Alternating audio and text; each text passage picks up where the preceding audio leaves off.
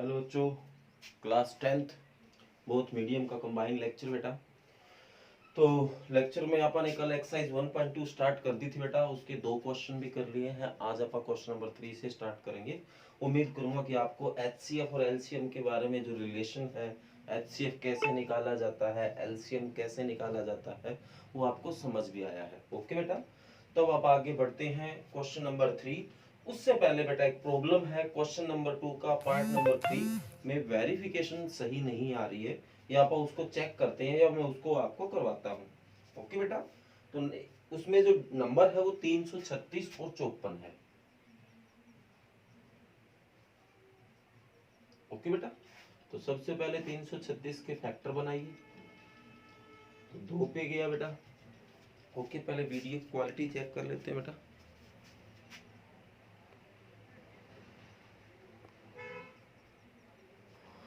Okay बेटा, तो 236 2 पे गया, 2 एकम 2 बेटा, 1 बचा 13, 2 छके 12, 1 बचा 16, 2 आठे 16। 2 पे गया बेटा 8 और 4, 2 पे गया 4 और 2, 2 पे गया 21, 3 पे गया 7, 7 7 पे जाएगा। ओके बेटा, इसी तरह 54 के अब फैक्टर बनाते हैं 54 के। तो ये 2 पे गया 27, 3 पे गया 9, 3 पे गया 3। ओके बेटा, तो एक नंबर। ओके बेटा, तो हमने 336 और 54 के हो फैक्टर बना लिए हैं। अब अपन इनको लिखते हैं। 336 2 गुणा 2 गुणा 2 गुणा 2, 3 इंटू 7, और जो 54 है वो 2 इंटू 3 इंटू 3 इंटू 3। ओके बेटा, तो अब हमें निकालना है एचसीएफ। तो एचसीएफ बेटा कैसे निकलता है, जो दोनों में कॉमन हो उसको कम टाइम लिखना है। जैसे 2 यहाँ 4 बार आ रहा है, यहाँ 1 बार, तो हमें तो 2 एक ही बार लिखना है बेटा। ओके, अब नंबर आया 3 का, 3 यहाँ 1 बार और यहाँ 3 बार है, तो हमें तो एक ही बार लिखना है। ठीक है बेटा, अब इसके अलावा कोई कॉमन है ही नहीं, तो आपका एचसीएफ है वो 3 दूनी 6 आ गया। अब एलसीएम की अगर बात करें तो 2 नीचे 1 बार है, ऊपर 4 बार है बेटा, तो 4 बार आएगा। ओके बेटा, इसी तरह 3 ऊपर 1 बार और नीचे 3 बार है बेटा, तो 3 बार आएगा। और जो बच गया है एक 7 बच गया बेटा, वो लिख दिया। अब हम इनकी कैलकुलेशन करनी पड़ेगी बेटा। तो ये हो गया 2 दूनी 4, 4 दूनी 8, 8 दूनी 16, और ये हो गया बेटा 16, ये हो जाएगा आपका 27 मल्टी 7। ओके बेटा, तो कैलकुलेशन करनी पड़ेगी। तो पहले 27 की 7 से किया बेटा, 7 7 49, असल में 4, 7 दूनी 14 और 4 18। इसकी 16 से बेटा, तो 6 नी में 54, असल में 5, 6 8 48 और 5 53, असल में फिर 5, 6 कम 6 और 5 11, और ये 9 8 1, तो 4 9 और 3 12, असल में 1 8 और 1 9 और 1 10, असल में 1, तो क्या आ गया बेटा 3024 आ जाएगा आपका जो एलसीएम है। ओके बेटा, एलसीएम है वो 3024। ओके बेटा, तो अब आगे आपको पता है एचसीएफ और एलसीएम निकलने के बाद हमें क्या करना है। एचसीएफ और एलसीएम निकलने के बाद हमें करना है वेरिफिकेशन। तो वेरिफिकेशन किसकी बेटा, एलसीएम मल्टी जो एचसीएफ है वो इक्वल है प्रोडक्ट ऑफ बोथ नंबर। ठीक है बेटा, तो आपका एलसीएम है वो आया है 3024, एचसीएफ है वो 6 आया है, और दोनों जो नंबर है 336 और 54 है। ओके बेटा, तो इसकी मल्टी तो सीधी हो जाएगी, 6 चौके 24, असल में 2, 6 दूनी 12 और 2 14, असल में 1। ठीक है बेटा, 14 ही आ जाएगा। आगे 6 3 18। ओके बेटा, अब इधर इसकी मल्टी करो, करनी पड़ेगी क्योंकि इस तरह का टेबल तो हमारी कोई याद नहीं है। 4 छके 24, असल में 2, 4 3 12 और 2 14, असल में 1, 4 3 12 और 1 13, 5 छके 30, असल में 3, 5 3 15 और 3 18, असल में 1, 5 3 15 और 1 16, 4 4 8 3 11, 6 और 1 7 और 1 8, 18 144। क्या दोनों साइड बराबर आ रही बेटा? बिल्कुल आ रही है। तो ये हमारा सेकंड का थर्ड पार्ट है। ओके बेटा, तो उम्मीद करूंगा कि आपको ये चीज समझ आ गई है। अब आप बढ़ते हैं बेटा क्वेश्चन नंबर 3। उसमें क्या है, वैल्यू जैसे यहाँ दो दो नंबर के आप HCF और LCM निकाल रहे हो, उसमें आपको तीन तीन नंबर के निकालने हैं। तो इसमें भी कोई बड़ी बात नहीं है बेटा। हम अगर दो नंबरों में जो रूल अप्लाई करते हैं वही तीन नंबर में रूल अप्लाई होगा। तो पहला क्वेश्चन है 12, 15 और 21। पेपर में कई बार आ जाता है। ओके बेटा, 12, 15 और 21 हमें वैसे जैसे नॉर्मल कर रहे हो आप वैसे ही करना है। तो सबसे पहले 12 के टुकड़े बनाइए। 2 पे गया 6, 2 पे गया 3, 3 पे गया 1। इसके बाद आप 15 का बनाइए बेटा। 3 पे जाएगा 5, 5 पे गया 1। इसके बाद किसका बनाओगे? 21 का 3 पे गया 7, 7 तो 7 पे ही जाता है बेटा 1। तो जो आपका 12 है उसके फैक्टर आए हैं 2 इंटू 2 इंटू 3। 15 के हैं 3 इंटू 5 और जो 21 है इसका 3 इंटू 7।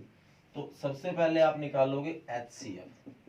तो HCF निकालोगे तो बेटा जो इसमें कॉमन है वो देखो, जैसे 3 इधर है एक बार, इधर भी एक बार, इधर भी एक बार, तो है वो आपका 3 आ गया। अब 2 इधर है पर इधर नहीं है तो ये नहीं आ सकता। 5 यहाँ है पर यहाँ दोनों तीनों जगह होना चाहिए। तो यहाँ ऐसा कोई नंबर है ही नहीं जो 3 के अलावा तीनों जगह है, तो ये एक ही हो गया HCF 3।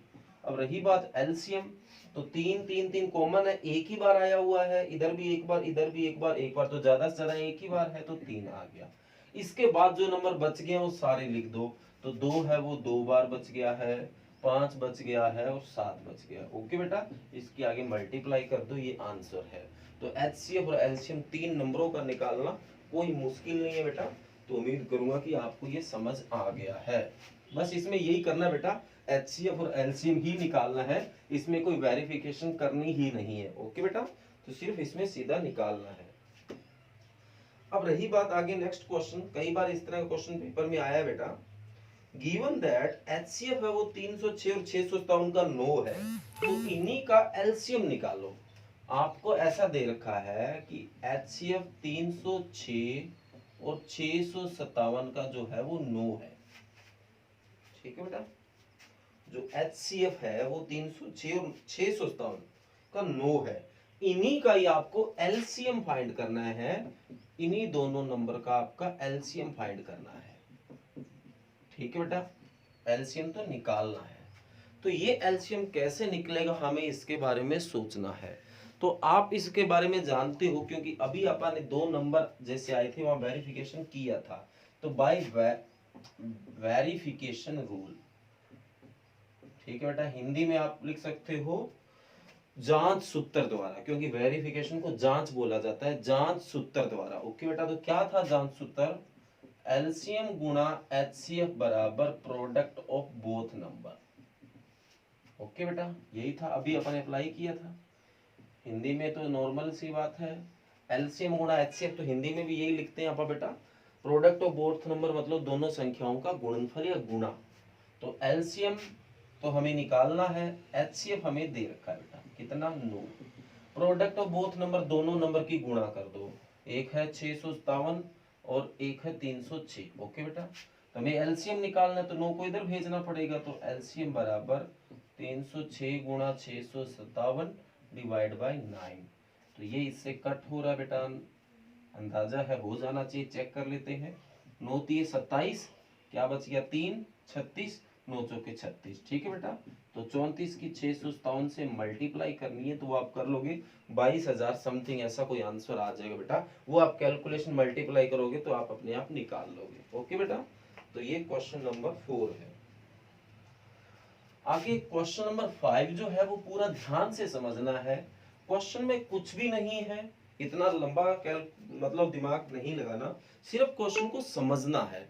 और समझ नहीं आया तो थोड़ा सा मुश्किल भी लगेगा। कहता है check whether 6n can end with the digit 0 for any natural number n।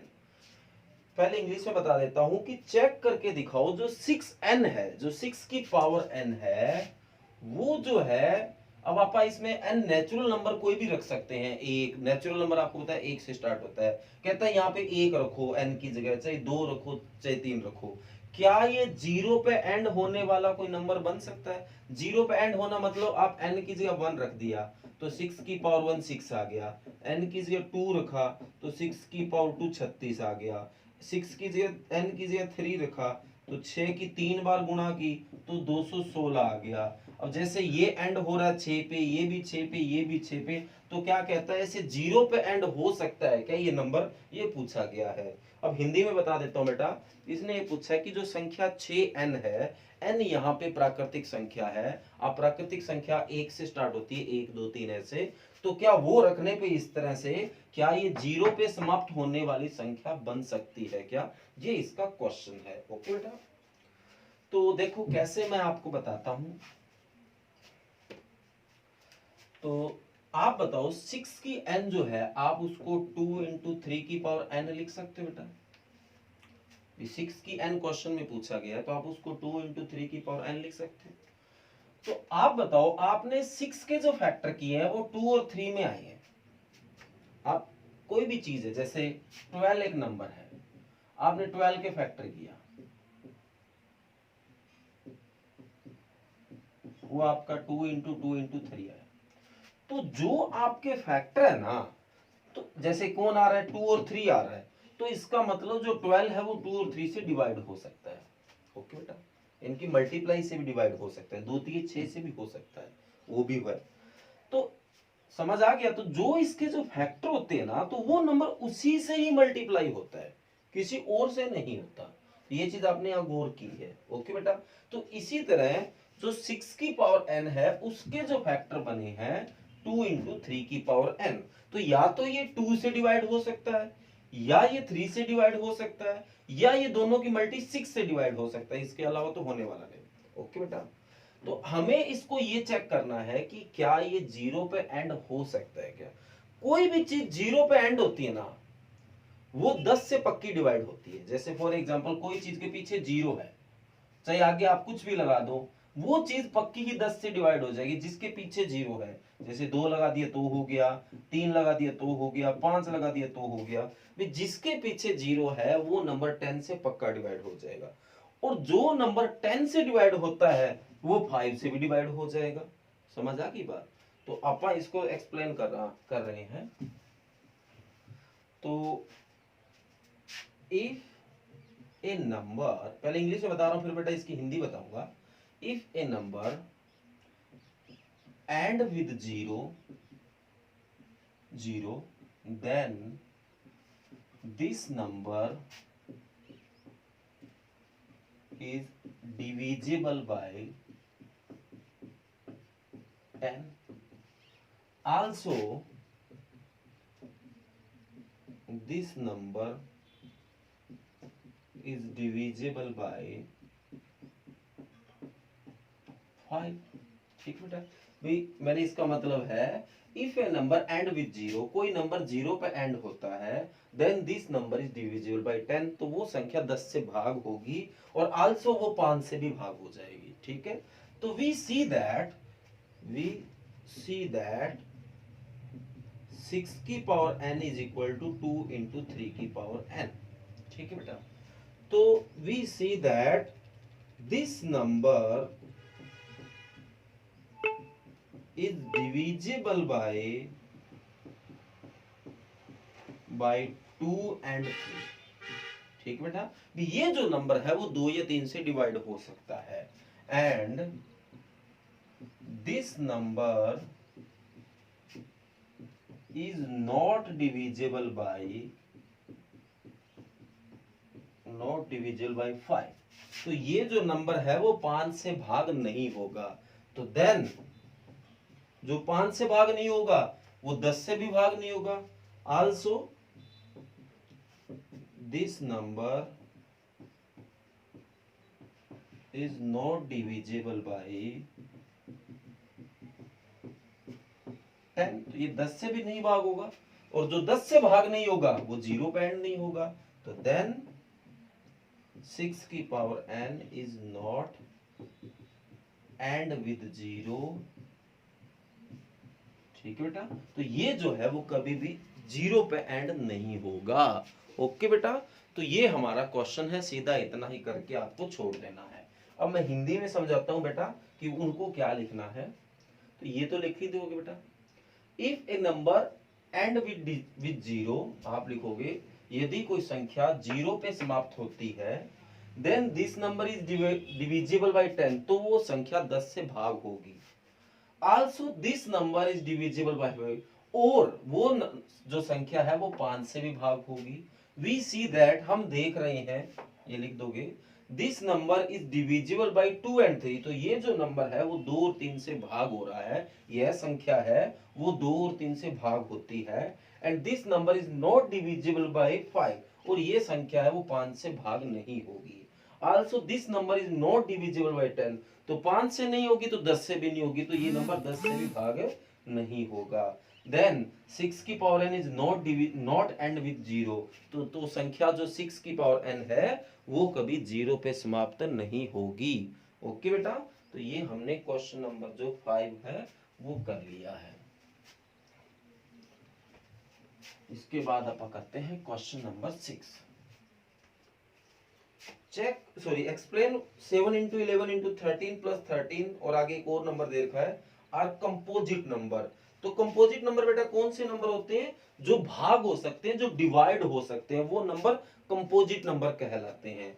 तो हमें एक्सप्लेन करना है कि ये जो नंबर है 7 into 11 into 13 plus 13, ये क्यों जो नंबर है वो कंपोजिट नंबर है, क्यों ये नंबर डिवाइड होने वाला संख्या है, ये हमें बताना है। हिंदी में बोला गया है, व्याख्या कीजिए कि ये जो नंबर आपको दे रहा है भाज्य संख्याएं हैं, क्यों ये भाज्य क्यों है, हमें ये आंसर देना है। ओके बेटा, तो भाज्य मतलब जो भाग हो सकती है। आप बताओ, क्या यहां से आप 13 को कॉमन ले सकते हो 13 को बेटा, यहां भी और यहां भी, तो टेकिंग 13 कॉमन, ठीक बेटा, 13 को साझा लेने पर। ओके बेटा, तो 13 बेटा कॉमन आया, तो यहाँ क्या बचा 7 11 1 प्लस 1। ओके बेटा, तो मतलब ये जो संख्या है मैं इसको 13 मल्टी ऐसा लिख सकता हूं, बिल्कुल लिख सकता हूं बेटा। तो अभी अपन ने क्या किया था, 6 को मैंने 2 into 3 लिखा था, इसका मतलब 6 अब 2 से भी डिवाइड होता है, 3 से भी होता है। तो किसी नंबर को अगर आप इस तरह प्रोडक्ट में लिख लेते हैं तो इसका मतलब वो नंबर इनसे डिवाइड हो सकता है। तो मैंने इस नंबर को 13 इंटू दिस लिखा है। अब ये क्या है ये तो मेरे को पक्का नहीं पता, पर इतना पता है कि ये 13 से डिवाइड हो जाएगा। तो this number is divisible bye 13। Okay बेटा, तो ये जो नंबर है 13 से डिवाइड हो जाएगा, then this number is a composite number, तो एक कंपोजिट नंबर होगा। इसी तरह एक स्टेटमेंट और दे रखी है, वो आपको अपने आप करनी है। तो ये जो क्वेश्चन नंबर है वो 6 है। इसके बाद क्वेश्चन नंबर जो 7 है उसमें मैं आपकी स्टेटमेंट को सॉल्व करूंगा और कैसे करना है वो आपको बता देता हूं, वो आपको अपने आप करने के लिए दूंगा।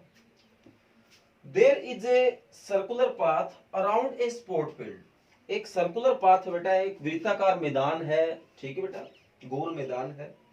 Sonia takes 18 minute to drive 1 round on the field. अब सोनिया है उसके एक पूरा चक्कर काटने में 18 मिनट का टाइम लगाती है। ओके बेटा, while Ravi takes 12 minute for the same, और रवि है इसी मैदान को 12 मिनट में पूरा एक चक्कर लगा देता है।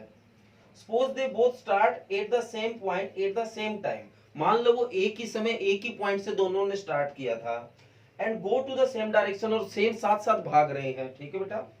तो after how many minutes will be meet again at the starting point, तो उसी पॉइंट पे वो कितने टाइम बाद आपस में मिल जाएंगे। इस तरह का केस हो बेटा तो एलसीएम आपको निकालना है, ये मैंने आपको हिंट दे दिया। अब क्वेश्चन क्या है, ये मान लो स्टार्टिंग पॉइंट है, पहले सोनिया यहां से, सोनिया और रवि यहां दोनों इसको एक साथ भागना स्टार्ट करते हैं बेटा, रन करते हैं। तो ये दोनों जो सोनिया है वो इसको 80 मिनट में पूरा करती है, और जो रवि है वो इसको 12 मिनट में कवर करता है। तो हमें ये निकाल के लाना है कि दोनों इसी पॉइंट पे वापस कब मिलेंगे। ओके बेटा, तो दोनों में एलसीएम जो होगा वो सेम टाइम आएगा, तो वो आपको निकालना है। तो ये क्वेश्चन नंबर 7 मैं आपको अपने आप करने के लिए देता हूं। और अगर बेटा आपसे ना हो या ये ना समझ आया आपको तो कोई बात नहीं, कमेंट कर मेरे को बता देना, आपको करवा दिया जाएगा। ओके बेटा, तो आज का जो रिटन वर्क है वो यही है, क्वेश्चन नंबर 3, 4, 5, 6, 7। हालांकि छोटे छोटे से क्वेश्चन है, उम्मीद करूंगा कि आपको अच्छे समझ आए हैं। तो इससे हमारी एक्सरसाइज 1.2 पूरी हो गई है। कल आप इसके एग्जाम्पल है वो नेक्स्ट लेक्चर में करेंगे। ओके बेटा, तो अब रही बात आप रिवीजन कर रहे हैं चैप्टर नंबर 6 की, और चैप्टर नंबर 6 का ही आपका टेस्ट होना है, तो बढ़िया बात आप उसी की रिवीजन कर रहे हैं।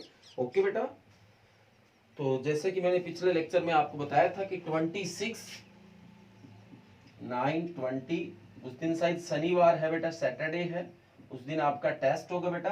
तो बढ़िया तरीके से टेस्ट करना। टेस्ट में जो 6 चैप्टर है बेटा, बोथ मीडियम, इंग्लिश में इसको ट्रायंगल्स के नाम से जाना जाता है और हिंदी में इसको त्रिभुज के नाम से जाना जाता है। चैप्टर नंबर 6 है बेटा, तो बढ़िया तरीके से दोनों मीडियम इसको रिवाइज करेंगे। और 26 को आपका बेटा टेस्ट होना है, तो उसको बढ़िया से टेस्ट करना है। ओके बेटा, तो 6.3 कर रहे थे, क्वेश्चन नंबर 8 तक आपने रिवाइज कर लिया है।